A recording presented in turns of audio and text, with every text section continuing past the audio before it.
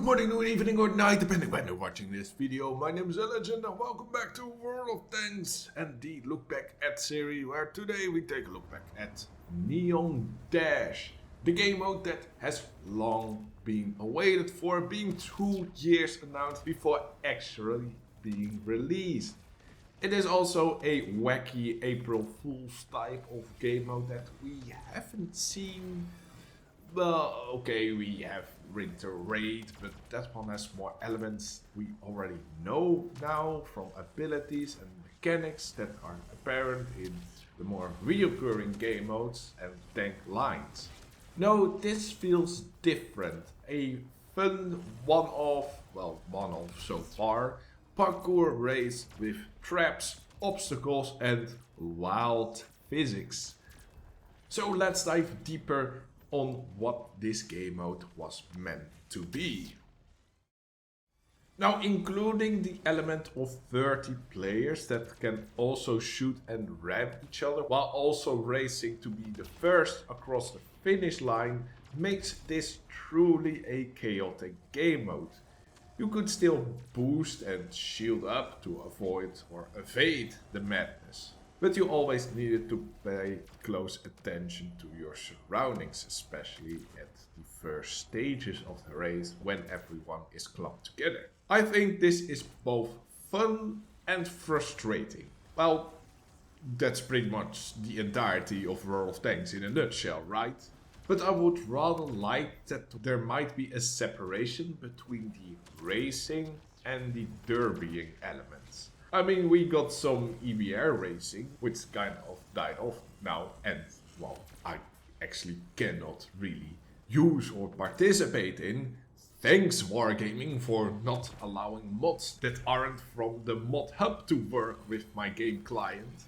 But in there you got no firing and pure focus on maneuvering across the race. And how much fun would it be to create a neon derby arena with tons of dynamic terrain elements, in which you are now tasked to shoot or ram each other either to death or off the arena edges. I guess it's fine to have it combined and such. However, that did allow for the biggest downside of the mode to appear: camping. Positioning yourself on a defensive location on the track and shooting off everyone who wants to cross that particular section.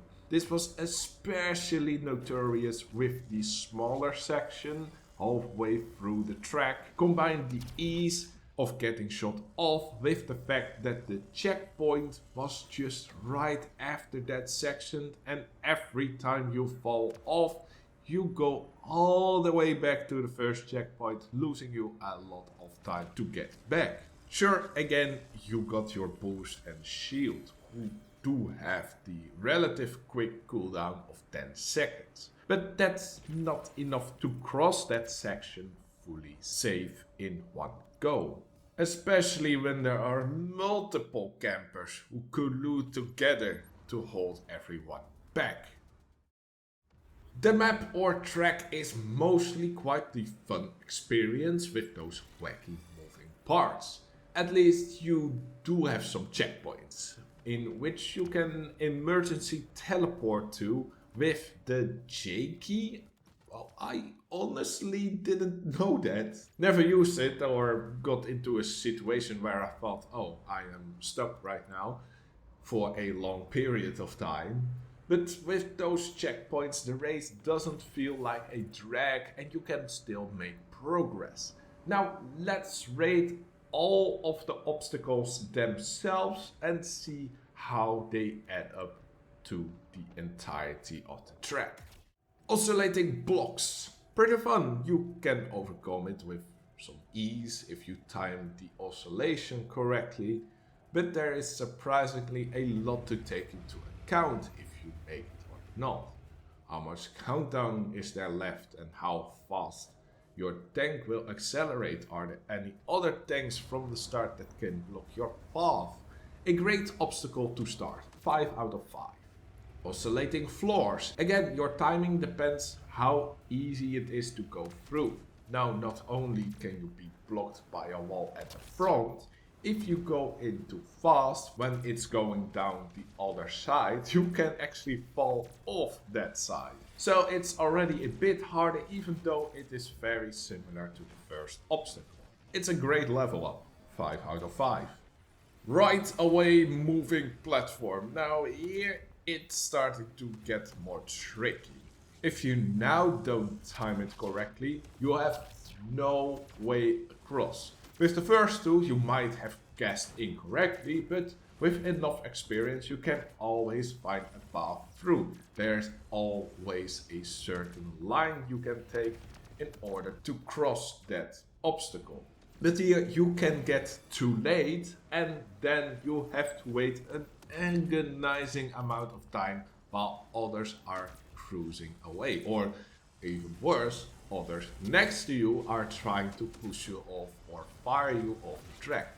Now, as the race starts, the platform is halfway on its way to your side, but that's way too little time to catch the first ferry across.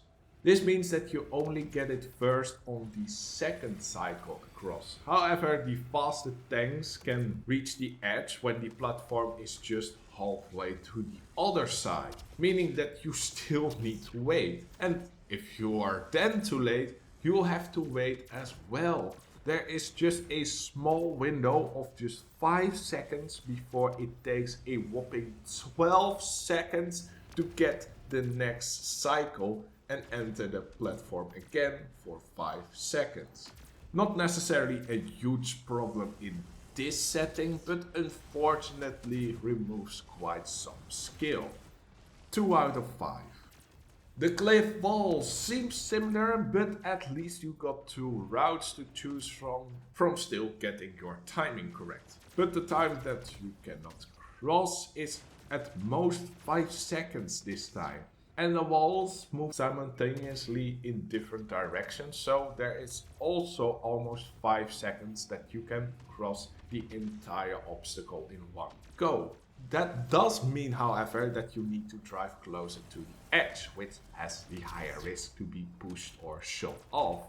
But you can also choose the safe side more against the wall, but with no chance to cross both of the moving walls in one go. This is how the complete blockages should work, with as little downtime as possible, where timing is still important.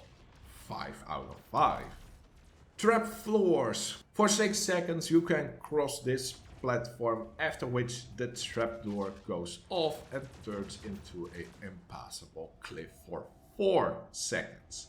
Now with 2 of them, there is just a shy of 2 seconds that you can cross both of these platforms, which is almost impossible only with the most precise timing with no interruptions. Now I also give this obstacle a slight pass since it's completely passable if you take one of the ramps before and boost off with a fast tank, aiming for the cube on the other side, which can catch you. It is a possible yet skilled shortcut.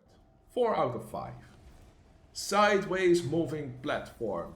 Similar again to the right away platform, but worse. Now the cycle is 30 seconds with 10 seconds downtime. But avoiding those 10 seconds, it still takes around 15 seconds to get to the other side. At least you get some cover on the platform this time, but having the timing wrong on this one is absolutely insane and costs you just an enormous amount of time. 1 out of 5. Narrow paths. Now these aren't exactly moving, but the amount of focus fire at this part makes it an obstacle by itself. Still, with the timing of your shield and boost, you can still maneuver throughout without too much of a hassle, since luckily most players are in fact doing what they are supposed to do in this game mode. Racing to the end instead of camping and firing. Despite of that, you can still fire and Therefore, this part has become the most high alert part. 3 out of 5 on normal conditions, 1 out of 5 with active campers. Spinning cross. When you first arrive from the checkpoint, the fastest way is to the right side, but since the cross is spinning clockwise, you drive against the current. However, there are gaps you can maneuver through, even though it's tricky because they are not aligned at the same position at each head, meaning you need to maneuver to get through. Or you go the long way and lose some time aligning yourself with the speed of the spinning hands. Great obstacle that with a higher skill you can go through faster. 5 out of 5. 3-level multi-elevators. The most complex obstacle on the track, containing a grid of 3 by 6 platforms moving up and down at countless different patterns. I think each platform follows the same set of 12 positions, starting and finishing all at the same mid-level. That way you can maybe find a fastest way through with enough experience or pattern recognition, but since they switch between 3 levels of height, once in, you can lose overview quite fast. Amazing chaotically aligned obstacle. 5 out of 5. Covered elevator. Entry time of 5 seconds, maximum wait time of 15 seconds. Again, way too much wait time in contrary to the entry time. I know that it's how elevators work, split up in sections who go up and down differently, exactly like the obstacle before. At least again you got some cover. 2 out of 5. Oscillating wheels, spinning horizontally as well as tilting vertically. You really can lose time at this penultimate obstacle. You want to either cross when both wheels' contact points align, are at their lowest, or boost over them if they are at their highest. That is the only time that they are somewhat aligned. Now, the wait time between those alignments is quite big, 15 seconds. The actual wait time that you can cross, however, can be mitigated massively by boosting off slightly off center from high points to a low point on the next wheel, making it feel like there is no long wait time and you only have to blame yourself for not keeping up with the spin or not timing the spins correctly. Also, from the last respawn, you can skip a part when timed correctly. 4 out of 5. Side wall. The final obstacles are a set of walls that go horizontally while there are multiple holes in the track, making it easy to be pushed into them.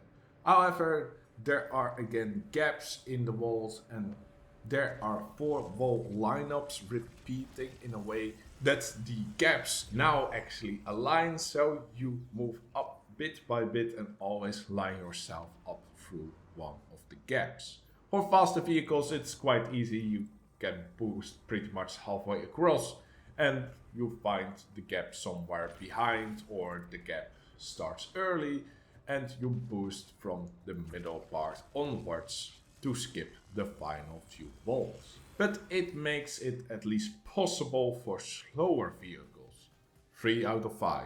And those are all the individual obstacles. Some of them got repeated, but if we take an average, we get a very comfortable 3.6 out of 5. There are some stinkers in there, but most of them score perfectly for these circumstances. One final thing that I alluded in my update video, my first video of the year, was about the implication of added elevators for the renewed Canyon Recon map. These elevators are pretty much going to be copy-pasted in functionality from this game mode, although maybe just a tad slower. But in random battles I wouldn't really mind large down times or waiting times, as long as they get me faster towards the needed location than going the other way around. But this got me thinking, Are there ways to implement the other obstacles from Neon Dash as these local mechanics, as they are supposed to be called? So let's take a look how these can maybe be implemented in random maps. Oscillating blocks, maybe as individual cube-like hitboxes for geysers or volcanoes, but they really need to move up faster, which can cause some, well, rather funny moments actually. Let's be honest. That way we get tank launching back again. But we know that wargaming doesn't like that way of fun, so well, that probably isn't going to happen, and I've got nothing else that I can think of for this obstacle. Oscillating floors, now these can be featured, but not as an automated mechanism. It will be functioning more like a seesaw, where your weight distribution depends the angle it has. Think of large pieces of wood or a semi-destroyed wooden bridge somewhere over a river, for example, in which you can actually drown if you do not leave that, well, seesaw construction fast enough. Right away moving platform. I called it a ferry, so let's call it at that. Would still be kind of out of place into a more realistic setting. A ferry going back and forwards at faster pace. If some tanks may or may not fall into the water if they just miss it. But it's again the only thing I can think of. The cliff walls, doors. These are doors. Hopefully ones that doesn't crush you against the wall, but I can see malfunctioning automatic doors repeatedly opening and closing at some maps with fancy facilities. Maybe the launch platform at Northscar can have such a door here and there. Trap floors, straight out tank format trap doors are quite ridiculous, but destructible flooring though? That can maybe happen. However, that might have too little of a warning, unlike the random events that can destroy your vehicle due to fall damage. Spinning cross. What I can think of is some kind of centrifuge or a massive turbine room for industrial air conditioning. Those are the only things that are coming to mind. But fun concepts though. 3-level multi-elevators. We got elevators in the renewed canyon now, but I don't think something that expensive will ever come. Only maybe something like the covered elevator. Oscillating wheels. Absolutely not in this extensive version. But boil it down and you get a rotating surface that can occur. Mostly at old train hangars. You get that circular rotating platform to move all the trains to their individual garages without taking up too much space. So that can, well, maybe malfunction and spin continuously through. Sidewall waves. Make Oyster Bay unplayable by creating story-high tidal waves. Other than waves, I got nothing. Just make the waves smaller or make the hitboxes of the waves like subtract faster.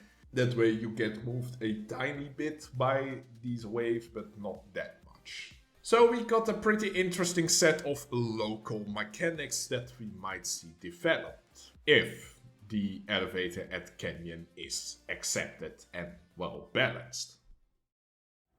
The final feature that was apparent in this game mode is that you can pick any tank in your garage. All of them having adjusted stats, special abilities and unlimited respawns. Now at first it sounds great that you can pick any tank you want, choosing your favorites and check which fits you best. Can you handle the more advanced lighting gameplay where you can drive faster through the track, but you can get rammed or shot off rather easily? Or do you want to play a way slower heavy tank where you have less of those risks to be pushed or shot off? It really made the matches diverse and let players test out several tactics, which led to the game mode being way more replayable. However, there is a very big downside to this implementation. In order to allow all tanks, you allow all tanks that have the potential to be very toxic in this game mode. Case in point, autoloaders or even autocannons with the recently added Jack light tanks being especially annoying to deal with. Those vehicles had the potential to always shoot you off the track without any response time to avoid it. Despite the caliber of the gun also being decisive on how much force the shell can enact upon your target, these vehicles were not fun to play against and should have been blocked from this mode. Alongside with the whole camp or roadblock mentality, some matches became unplayable. Even wargaming employees eventually adopted this toxic gameplay. Just what kind of example do you want to make then? Do you want to piss off your colleagues' work and make the argument that they haven't thought out this game mode well enough by ruining it for the rest? Well, in some regard I find it very typical wargaming behavior. Now the ability and unlimited respawns are great. I'm not sure how much I would tolerate this game mode with limited spawns, but the abilities, even though quite standard, really helped out against some camp tactics and tricky moves, for example, to skip an obstacle by boosting off a ramp. In conclusion, Neon Dash is in essence a great, fun, wacky game mode, which the likes we haven't seen since past April Fool's modes. The potential of further developing of the unique physics which we encountered with the obstacles seems limited and can even be more harmful if wargaming is going full ham with them and implementing them all somehow in random maps. Yet some details, when applied correctly, can add even more interesting dynamics upon maps next to the random events. They just need to be very careful with them and pay a very close eye to balancement. Now the biggest downside of the mode was the combination of camp offs with autoloaders that created toxic matches. For the next time, if there is a next time, block all autoloader or clip tanks, or even make them all cyclic guns with like a quarter of their entire clip reloads. Char Emily 75 caliber with 10 seconds reload would be far more balanced that way, but way less effective on the fire output department. Alongside that, you can make camping harder by locking the gun if you are standing still. Yes, you can still fire if you press R or F once and still hit the majority of your shots on distance while driving very slowly. It does make camping harder and forces everyone to keep moving. For now, that's just an idea I find worth testing out. And with that, that's the end of this video. Hope to find it interesting and I will see you next time. Laters!